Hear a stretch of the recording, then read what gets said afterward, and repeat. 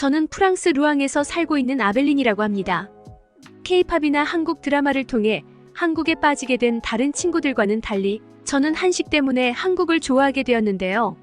아무래도 프랑스 음식은 맵고 뜨거운 개념이 잘 없기 때문에 한식은 제 삶을 정말 다채롭게 해줬죠. 그러다 한 번은 제 친구가 한국 남자와 연애를 하게 되었는데요. 그녀는 저를 만날 때마다 자신의 남자친구 이야기를 하며 칭찬을 늘어놓더군요. 한국 남자는 프랑스 남자와는 달리 몹시 배려심이 깊고 바람도 안 피운다면서 말이죠. 저는 처음에는 그녀의 말을 무시했습니다. 저는 키가 175cm로 여자치고는 꽤나 큰 편이고 아시아 남자는 키가 작고 왜소할 거라는 막연한 편견이 있었기에 그다지 관심이 가지 않았거든요. 하지만 한 달에 한 번꼴로 남자친구가 바뀌던 제 친구가 한국인 남자친구와는 몇 달이 지나도 눈에서 꿀이 떨어지길래 저는 한국인은 대체 어떤 사람들일까 하는 호기심을 가지게 되었습니다. 그러던 중 언제 한 번은 파리의 한 식당에 들렀더니 주인이 제게 한국인 남자를 소개받아보지 않겠냐는 제안을 하더군요. 솔직히 그 한식당은 제가 지금껏 방문했던 한식당 중 최악이었는데요. 무늬만 한식당이었지 메뉴들을 보면 이게 중식인지 한식인지 모를 이상한 것들로만 가득했으며 심지어 김치조차 내놓지 않아서 몹시 실망스러웠죠. 그래서 이런 한식당을 운영하는 사람이라면 분명히 소개해주는 사람도 별로일 거라 생각한 저는 곧바로 제안을 거절하려고 했습니다. 하지만 그 순간 저를 만날 때마다 자신의 한국인 남자친구를 자랑하는 친구의 재수 없는 눈빛이 떠올랐고 저는 홧김에 그 수상쩍은 한식당 주인의 제안을 받아들이게 되었습니다. 그리고 그렇게 만난 한국인은 무척이나 실망스러웠죠. 분명 만남 전에 연락을 주고받았을 때는 자신의 키가 175cm라고 주장했으나 그는 구두를 신고도 저보다 훨씬 키가 작은 걸로 보아 170cm도 안 돼 보였습니다. 또한 자신의 체격은 동양인의 수준을 벗어났다며 허세를 부렸던 그였지만 막상 실제로 보니 어깨는 좁고 뱃살만 엄청나게 나와 있었죠. 그는 저를 만나자마자 자신은 돈이 많다며 연신 자랑을 해댔지만 생각과는 달랐던 그의 첫인상에 충격을 받은 저는 그의 말이 하나도 귀에 들어오지 않았습니다. 심지어 그가 많고 많은 식당 중에 굳이 중식당에서 만나자고 고집을 부린 탓에 저희는 뜬금없이 중식당에서 만나야 했는데요.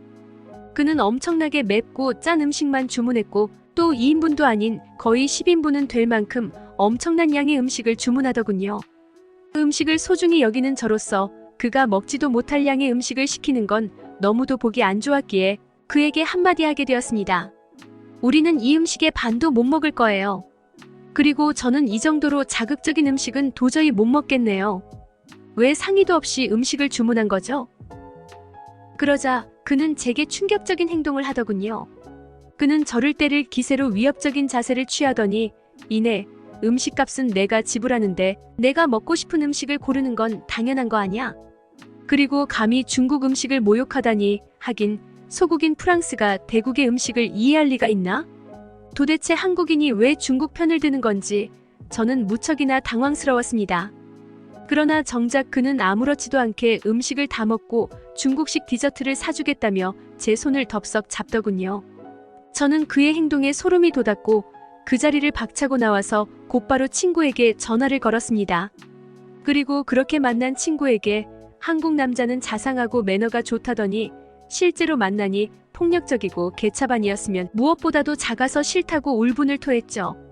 그러자 친구는 저를 진정시키면서 그간 제게 있었던 일을 침착하게 들어주었습니다. 그리고 이내 애초에 제가 간 한식당은 중국인이 운영하는 중국식 한식당으로 유명하고 아마 제가 만난 건 한국 남자가 아닌 중국 남자였을 거라고 말해주더군요. 제가 중국인이 왜 굳이 한국인 행세를 하겠냐고 물어보니 그녀는 요즘 한국인에 대한 이미지가 워낙 좋다 보니 한국인인 척해서 이득을 취하려는 동양인들이 엄청나게 늘어났다고 말해주었죠. 그리고 한국인은 프랑스인보다도 체격이 좋고 키도 큰 경우가 많다며 제가 만난 키 작은 사람은 중국인이라고 말했습니다. 저는 친구가 한국인 남자친구를 만나더니 드디어 미쳐버렸구나 싶었습니다. 그러나 제가 그녀의 말을 믿지 않는 눈치를 보이자 그녀는 안 그래도 자신의 남자친구와 한국 여행을 가기로 했다며 그렇게 못 믿겠으면 저보고 함께 가자고 하는 거 아니겠어요? 그녀의 말을 들은 저는 뭔가 오기도 생기고 한국이 궁금하기도 했기에 그렇게 한국으로 함께 떠나게 되었습니다. 그리고 그렇게 한국에 도착하자마자 저는 이곳에 괜히 따라왔다는 걸 곧바로 느꼈는데요. 친구와 그녀의 한국인 남자친구의 서로를 바라보는 끈적한 눈빛을 보니 기분이 몹시 나빠져서 함께 여행을 할 수가 없었거든요. 그래서 저는 숙소에 짐을 풀자마자 혼자서 이곳저곳을 다녀보기로 했습니다. 그렇게 제가 처음 방문하게 된 곳은 한강공원이었는데요. 그러나 한국을 좋아하는 사람은 저뿐만이 아니었는지 조금 유명하다 싶은 한강공원이면 전부 외국인들로 가득하더군요. 여기가 대체 한국인지 유럽인지 분간이 안 간 저는 조금 덜 유명한 한강공원을 찾기 시작했습니다. 그리고 저는 이곳에서 엄청난 충격을 받고 말았죠.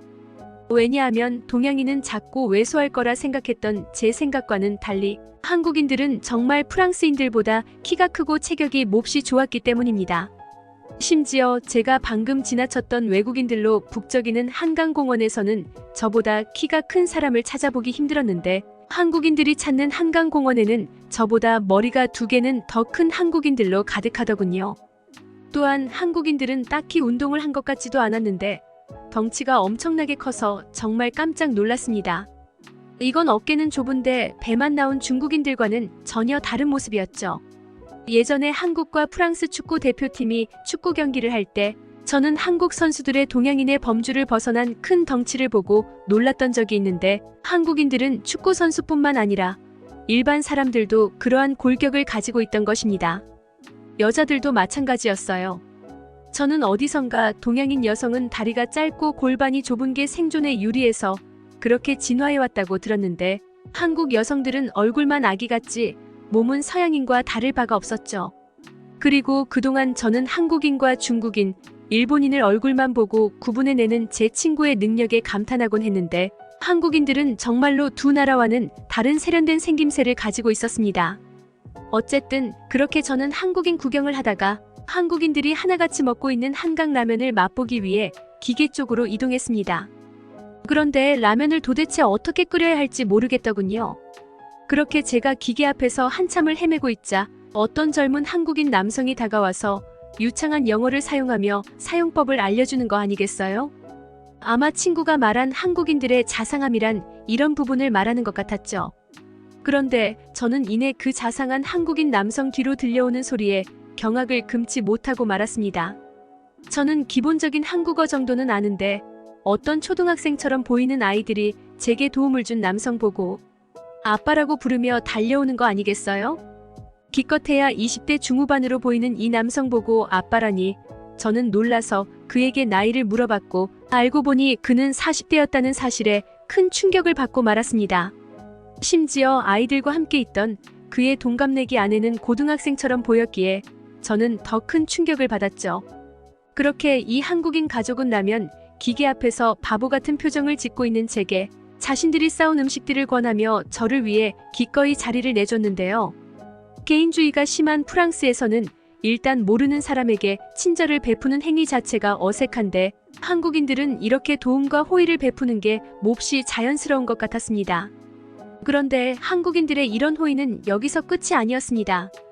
제가 한국인들에게 길을 물어볼 때면 그들은 하나같이 길을 알려주는 차원을 넘어 제가 물어본 곳까지 직접 데려다줬을 뿐만 아니라 더 좋은 곳이 있다며 새로운 곳을 추천해주기도 하는 놀라운 친절을 베풀어줬거든요. 그리고 한국에서는 모르는 사람들이더라도 함께 나누는 문화가 보편화되었는지 돗자리를 깔고 한감의 여유를 즐기는 한국인들은 사색을 즐기던 제게 자신들이 싸온 음식을 건네주기도 했는데요. 제가 어눌한 한국어를 사용하며 고마움을 표시하면 그들은 뭐가 그리 행복한지 제게 따뜻한 웃음을 선물로 주기도 했죠. 어쨌든 그렇게 저는 따뜻한 한국인들과 한강에서 즐거운 시간을 보냈습니다. 놀랍게도 시간이 지나고 밤이 되자 한강은 어둠 속에서 더욱 활기차고 빛나는 모습을 보여줬는데요. 프랑스에서는 이런 밤에 공원에서 술을 마시는 건 목숨을 내놓은 미친 짓이라고 할 수 있지만 따뜻하고 친절한 국가인 한국에서는 위험이라는 개념 자체가 존재하지 않는 듯 싶었죠. 그리고 한국인들의 하루는 저희보다 훨씬 긴지 그들의 즐거움은 밤이 되자 비로소 절정에 이르렀는데 저는 한국인들의 친절 덕분에 어떤 한국인 무리의 치맥 파티에 합석할 수 있었습니다. 그들은 제게 치킨과 맥주를 공짜로 건네주며 저는 자신들의 손님이니 편하게 있으라고 말하며 저를 배려해줬습니다. 그렇게 저와 한국인들은 아름다운 하루를 보낼 수 있었고 그 후로도 원래 3박 4일 일정으로 한국에 온 저는 생각보다 오래 한국에 머물게 되었는데요. 저는 지난 치맥 파티 때 친해진 한국인 남성 중 한 명과 깊은 관계로 발전하게 되었거든요. 사실 그는 저와 나이 차이가 꽤 많이 나지만 얼굴만 보면 그다지 큰 이질감이 들지 않는데요. 거기다가 키와 체격도 큰데 프랑스 남자와는 달리 배려심까지 깊은 한국 남자는 제가 원하던 이상형 그 자체였죠. 그리고 하루에 연락을 한 통 받아줄까 말까 한 프랑스 남자와는 달리 한국인과는 연락이 잘 돼서 너무 좋습니다. 저는 한국에서 정말 행복한 시간을 보내고 있고 지금에서야 느끼는 거지만 일전에 중국인의 꼼수에 속아 넘어간 제가 너무 바보같이 느껴지네요. 어떻게 한국인과 중국인을 구분하지 못할 수가 있었을까요? 중국인들과는 다른 한국인들의 모습에 충격을 받은 프랑스 여성의 사연이었습니다. 여러분들의 구독과 좋아요, 알림 설정은 영상 제작에 큰 힘이 됩니다. 듣기 주셔서 감사합니다. 오늘의 영상은 이게 전부입니다. 모두가 건강하길 바랍니다.